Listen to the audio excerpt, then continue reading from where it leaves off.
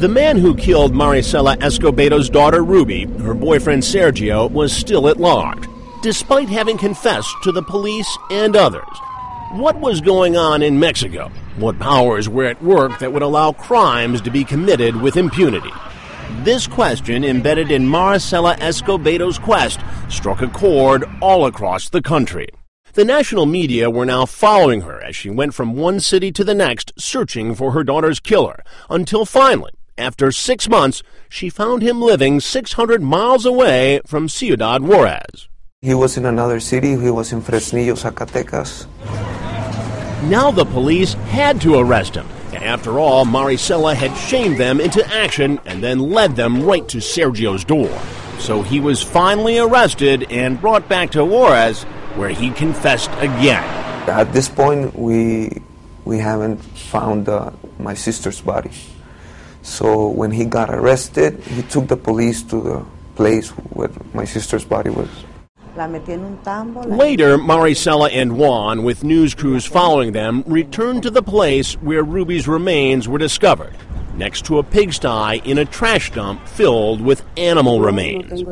Me and my mom, we went to the place where there were hundreds and hundreds of bones from different animals, looking for more parts of my sister's body. You actually searched the area? Yeah, we're only able to get 1/3 of her bones.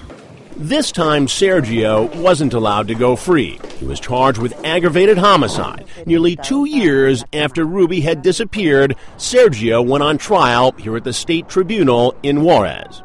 Finally, it seemed justice for Ruby was at hand. Did you and your mother attend the trial? Yes, we were there every single day. The evidence that emerged in the trial seemed overwhelming. In addition to telling multiple people that he'd murdered Ruby, there was the fact that Sergio had shown police the spot where they found Ruby's remains. Then, as the trial drew to a close, there was this surprise, which appeared to confirm Sergio's guilt once and for all. At the very last court, he asked for forgiveness to my mom for the things that he did.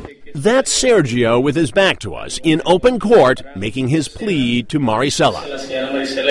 I know, Maricela, it's a great damage that no one can really repair. And like I said before, and I know you don't forgive me, but I ask for forgiveness, Maricela. When we heard this, we thought that he was going to be, found guilty. Correct. In Mexico, there are no jury trials. 3 judges handed down the verdict. And what those judges did horrified Ruby's family. The tribunal unanimously absolves Sergio Rafael Barraza Bocanegra. They acquitted Sergio. For Maricela, it was too much to bear.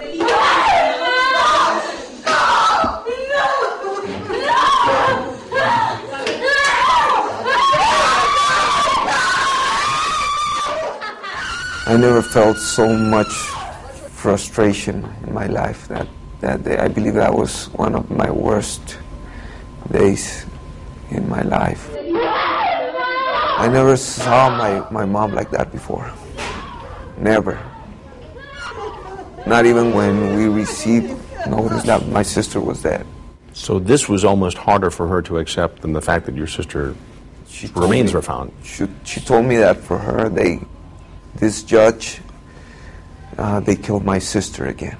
They murdered my sister again with this. But the judges defended their decision, saying they had no choice because of the issues involving the admissibility of Sergio's confession and because the police investigation yielded no physical evidence. In her grief, Maricela still would not accept the injustice of justice in Juarez.